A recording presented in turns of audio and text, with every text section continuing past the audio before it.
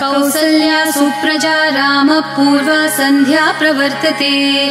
उत्तिष्ठ नरशार्दूल कर्तव्यं दैवमान्हिकम्। कौसल्या सुप्रजा रामपूर्वा सन्ध्या प्रवर्तते। उत्तिष्ठ नरशार्दूल कर्तव्यं दैवमान्हिकम्। उत्तिष्ठोत्तिष्ठ गोविन्द उत्तिष्ठ गरुडध्वज। उत्तिष्ठ कमलाकान्त त्रैलोक्यं मङ्गलं कुरु।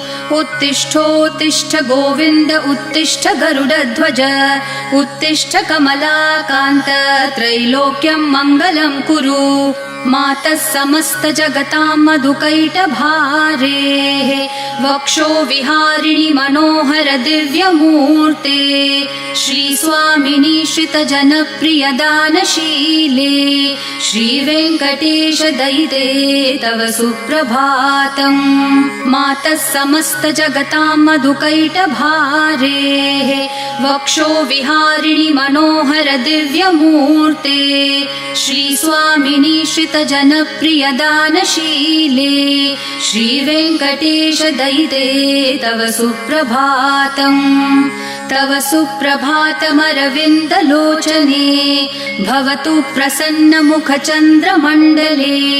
विधिशङ्करेन्द्रवनिताभिरर्चिते वृषशैलनाथ दयिते दयानिधे। अत्र्यादिसप्तऋषयः समुपास्य सन्ध्याम् आकाशसिन्धुकमलानि मनोहराणि आदाय पादयुगमर्चयितुं प्रपन्नाः। शेषाद्रिशेखर विभो तव सुप्रभातम्।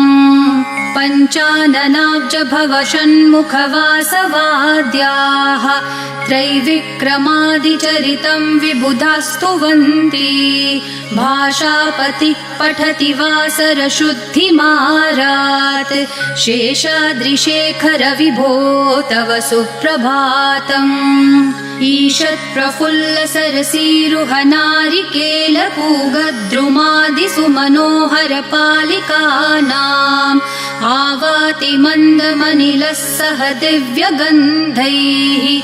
शेषाद्रिशेखर विभो तव सुप्रभातम्। उन्मील्य नेत्रयुगमुत्तमपञ्चरस्था पात्रावशिष्टकदलीफलपायसानि भूत्वा सलीलमथकेलिशुकाः पठन्ति। शेषाद्रिशेखर विभो तव सुप्रभातम्। तन्त्री प्रकर्ष मधुरस्वनया विपञ्च्या गायत्यनन्तचरितं तव नारदोऽपि। भाषा समग्रमसकृत्करचाररम्यम्।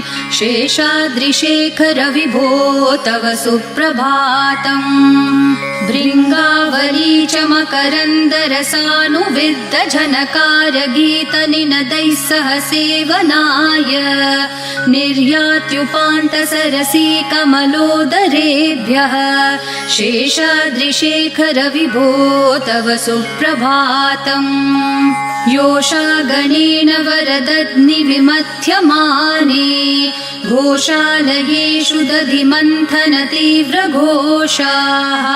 रोषात् कलिं वदधते ककुभश्च कुम्भाः। शेषाद्रिशेखर विभो तव सुप्रभातम्। पद्मेशमित्रशतपत्रगतालिवर्गाः हर्तुं श्रियं कुवलयस्य निजाङ्गलक्ष्म्या। भेरीनिनादमिव बिभ्रति तीव्रनादम्। शेषाद्रिशेखर विभो तव सुप्रभातम्।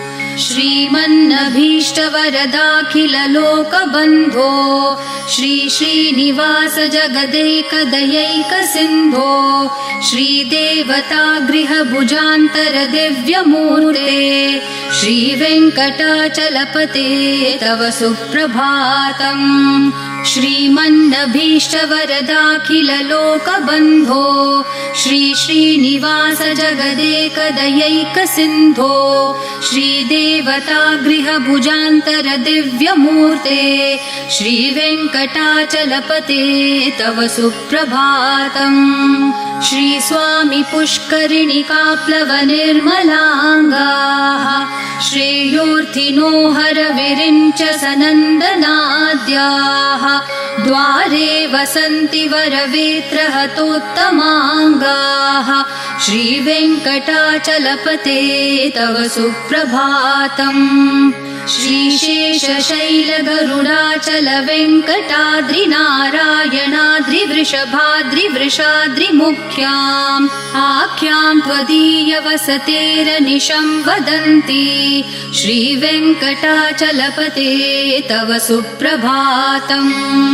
सेवापरः शिवसुरेश कृशानुधर्मरक्षोऽम्बुनाथ पवमानधनाधिनाथाः बद्धाञ्जलि प्रविलसन्निजशीर्षदेशाः श्रीवेङ्कटाचलपते तव सुप्रभातम्।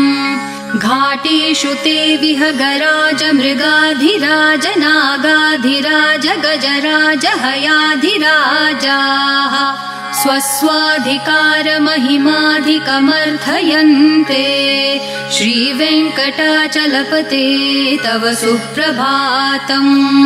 सूर्येन्दुभौमबुधवाक्पतिकाव्यसौरिस्वरभानुकेतुदिविशत्परिषत्प्रधानाः त्वद्दासदासचरमावधिदासदासाः श्रीवेङ्कटाचलपते तव सुप्रभातम्।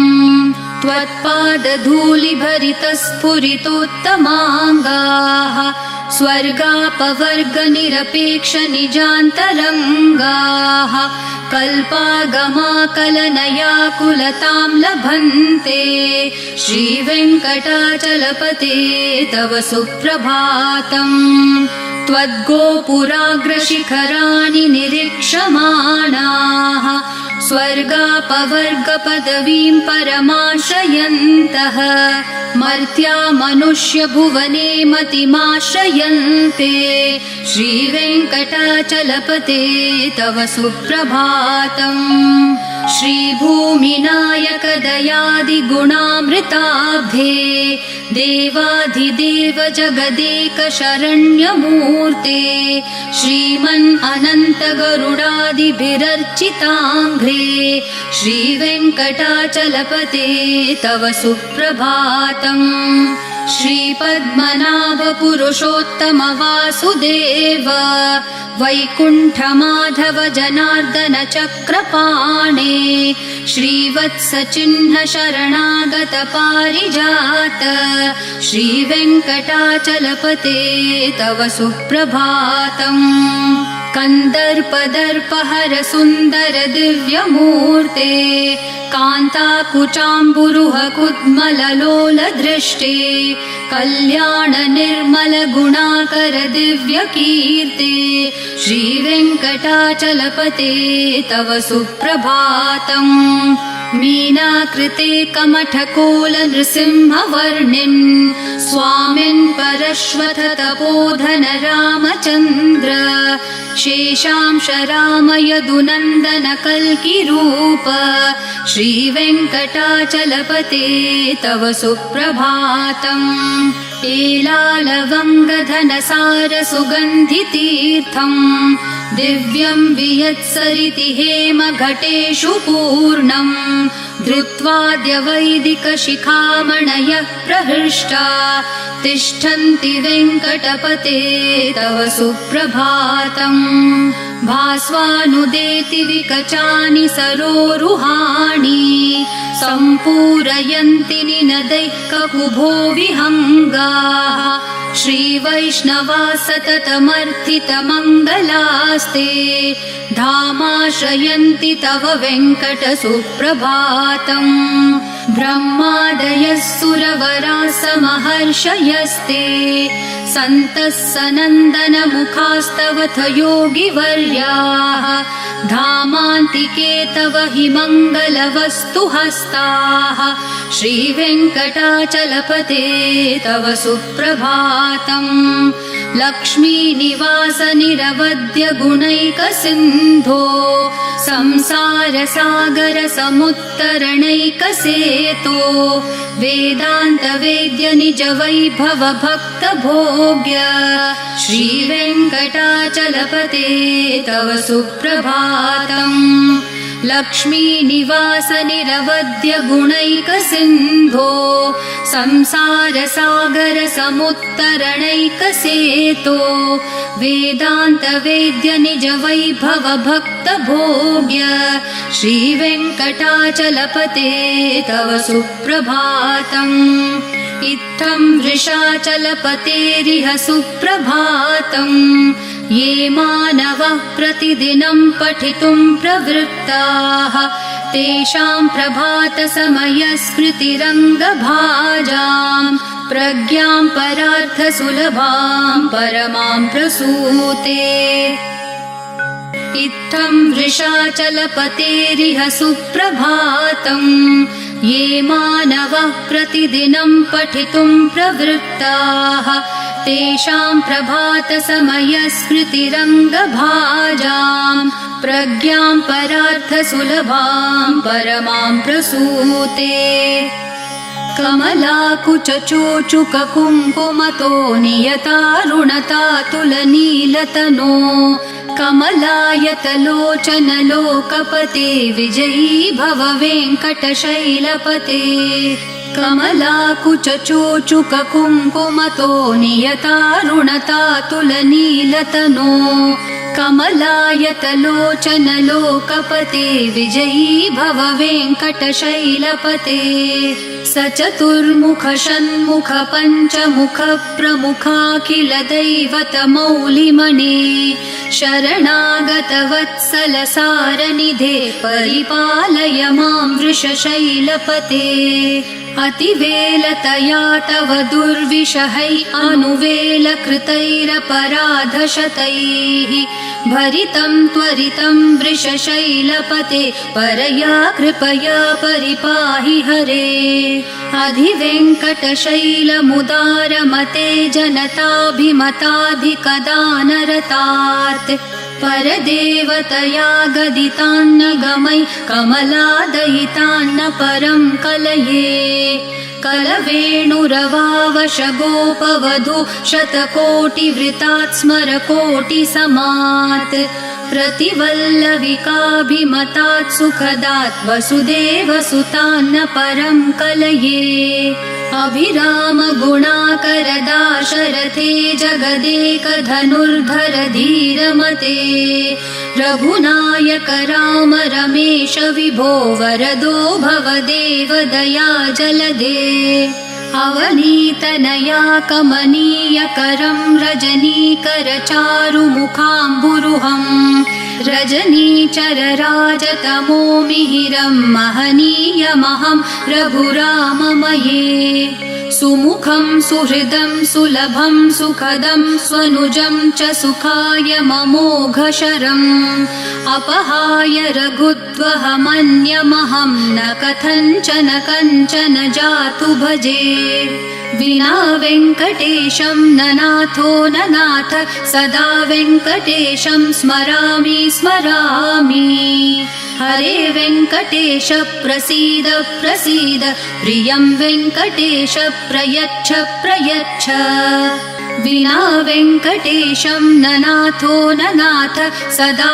वेङ्कटेशं स्मरामि स्मरामि हरे वेङ्कटेश प्रसीद प्रसीद प्रियं वेङ्कटेश प्रयच्छ प्रयच्छ अहं दूरतस्ते पदाम्भोजयुग्म प्रणामेच्छयागत्य सेवां करोमि सकृत्सेवया नित्यसेवाफलं त्वं प्रयच्छ प्रयच्छ प्रभो वेङ्कटेश अज्ञानिना मया दोषान् अशेषान् विहितान् हरे क्षमस्वत्वं शेषशैलशिखामणे अज्ञानिना मया दोषान् अशेषान् विहितान् हरे क्षमस्वत्वं शेषशैलशिखामणे ईशानां जगतोऽस्य वेङ्कटपतेर्विष्णोः परां प्रेयसीं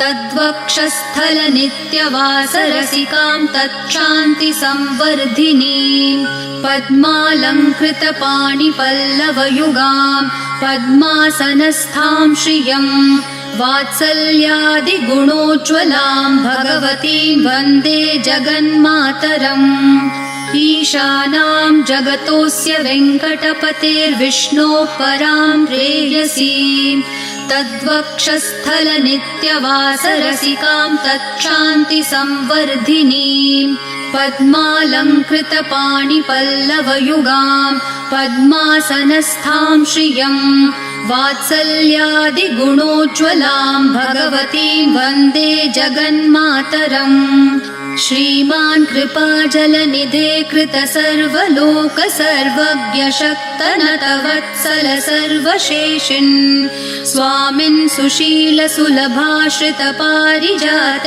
श्रीवेङ्कटेश चरणौ शरणं प्रपद्ये श्रीमान् कृपाजलनिधे कृतसर्वलोक सर्वज्ञ शक्तनतवत्सल सर्वशेषिन् स्वामिन् सुशील सुलभाश्रित पारिजात श्रीवेङ्कटेश चरणौ शरणं प्रपद्ये आनूपुरार्पित सुजात सुगन्धि पुष्प सौरभ्य सौरभकरौ समसन्निवेशौ सौम्यौ सदानुभवनेऽपि नवानुभाव्यौ श्रीवेङ्कटेश चरणौ शरणं प्रपद्ये सद्यो विकासि समुदित्वरसान्द्ररागः सौरभ्य निर्भर सरोरुह साम्यवार्ताम् सम्यक्षु साहसपदेषु विलेखयन्तौ श्रीवेङ्कटेश चरणौ शरणं प्रपद्ये रेखामयध्वज सुधाकलशातपत्रवज्राङ्कुशाम्बुरुह कल्पकशङ्खचक्रैः भव्यैरलङ्कृततलौ परतत्त्वचिह्नैः श्रीवेङ्कटेश चरणौ शरणं प्रपद्ये ताम्रोदरद्युतिपराजित पद्मरागौ ब्राह्मेर्महोभिरभिभूत महेन्द्रनीलौ उद्यन्नखांशुभिरदस्त शशाङ्कभासौ श्रीवेङ्कटेश चरणौ शरणं प्रपद्ये सप्रेम भीतिकमलाकर पल्लवाभ्यां सम्माहनेऽपि सपदि क्लममादधानौ कान्ताववाङ्मनसगोचर सौकुमार्यौ श्रीवेङ्कटेश चरणौ शरणं प्रपद्ये लक्ष्मीमहीतदनुरूप निजानुभाव नीलादिदिव्यमहिषीकर पल्लवानाम् आरुण्यसङ्क्रमणतः किल सान्द्ररागौ श्रीवेङ्कटेश चरणौ शरणं प्रपद्ये नित्यानमद्विधि शिवादि किरीटकोटि प्रत्युक्त दीप्ति नवरत्नमहप्ररोहैः नीराजनाविधिमुदारमुपादधानौ श्रीवेङ्कटेश चरणौ शरणं प्रपद्ये विष्णोपदे परम इत्युदित प्रशंसो यौ मध्य उत्स इति भोग्यतयाप्युपातौ भूयस्ततेति तव पाणितलप्रदिष्टौ श्रीवेङ्कटेश चरणौ शरणं प्रपद्ये पार्थाय तत्सदृशसारथिना त्वयैव यौ दर्शितौ स्वचरणौ शरणं व्रजेति भूयोऽपि मह्यमिहतौ करदर्शितौ ते श्रीवेङ्कटेश चरणौ शरणं प्रपद्ये मन्मूर्धिकालियफने विकटाटवीषु श्रीवेङ्कटाद्रिशिखरे शिरसि श्रुतीनां चित्तेऽप्यनन्यमनसां सममाहितौ ते श्रीवेङ्कटेशचरणौ शरणं प्रपद्ये आम्लानऋष्यदवनीतलकीर्णपुष्पौ श्रीवेङ्कटाद्रिशिखराभरणायमानौ आनन्दिताखिलमनोनयनौ तवेतौ श्रीवेङ्कटेशचरणौ शरणं प्रपद्ये प्रायप्रपन्नजनता प्रथमावगाह्यो मातुस्तनाविविशिशोरमृतायमानौ प्राप्तौ परस्परतुलामतुलान्तरौ ते श्रीवेङ्कटेशचरणौ शरणं प्रपद्ये सत्त्वोत्तरैः सततसेव्यपदाम्बुजेन संसारतारकदशार्द्रदृगञ्चलेन सौम्योपयन्तृमुनिनाममदर्शितौ ते श्रीवेङ्कटेशचरणौ शरणं प्रपद्ये सत्त्वोत्तरैः सततसेव्यपदाम्बुजेन संसारतारकदशार्द्रदृगञ्चलेन सौम्योपयन्तृमुनिनाममदर्शितौ ते श्रीवेङ्कटेशचरणौ शरणं प्रपद्ये श्रीशश्रिया घटिकया त्वदुपाय भावे प्राप्ये त्वयि स्वयमुपेयतया स्फुरन्त्या नित्याश्रिताय निरवद्य गुणाय तुभ्यं श्यां किङ्करो वृषगिरीश न जातु मह्यम् श्रीशश्रिया घटिकया त्वदुपाय भावे प्राप्ये त्वयि स्वयमुपेयतया स्फुरन्त्या नित्याश्रिताय निरवद्य गुणाय तुभ्यं श्यां किङ्करो वृषगिरीश न जातु मह्यम् श्रियः कान्ताय कल्याणनिधये निधयेऽर्थिनां श्रीवेङ्कटनिवासाय श्रीनिवासाय मङ्गलम् श्रियः कान्ताय कल्याणनिधये निधयेऽर्थिनां श्रीवेङ्कटनिवासाय श्रीनिवासाय मङ्गलम् लक्ष्मी सविभ्रमालोकसुप्रविभ्रमचक्षुषे चक्षुषे सर्वलोकानां वेङ्कटेशाय मङ्गलम् श्रीवेङ्कटाद्रिशृङ्गाग्रमङ्गलाभरणाङ्ग्रये मङ्गलानां निवासाय श्रीनिवासाय मङ्गलम् सर्वावयवसौन्दर्यसम्पदा सर्वचेतसां सदा सम्मोहनायास्तु वेङ्कटेशाय मङ्गलम् नित्याय निरवध्याय सत्यानन्दचिदात्मने सर्वान्तरात्मने श्रीमद्वेङ्कटेशाय मङ्गलम् स्वतः सर्वविदे सर्वशक्तये सर्वशेषिणे सुलभाय सुशीलाय वेङ्कटेशाय मङ्गलम्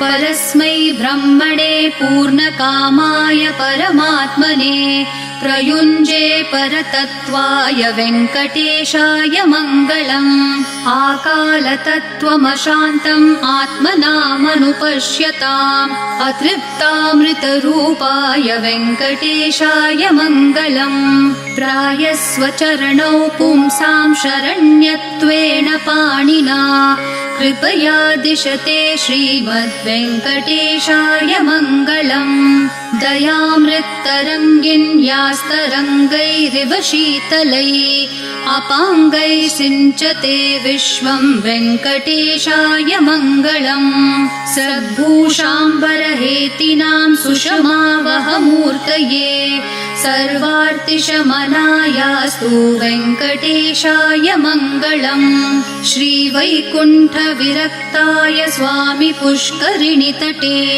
रमया रममाणाय वेङ्कटेशाय मङ्गलम् श्रीवैकुण्ठविरक्ताय स्वामि पुष्करिणीतटे रमया रममाणाय वेङ्कटेशाय मङ्गलम् श्रीमत्सुन्दरजामातृमुनिमानसवासिने सर्वलोकनिवासाय श्रीनिवासाय मङ्गलम् मङ्गलाशासनपरैर्मदाचार्य पुरोगमैः सर्वैश्च पूर्वैराचार्यैः सत्कृतायास्तु मङ्गलम्।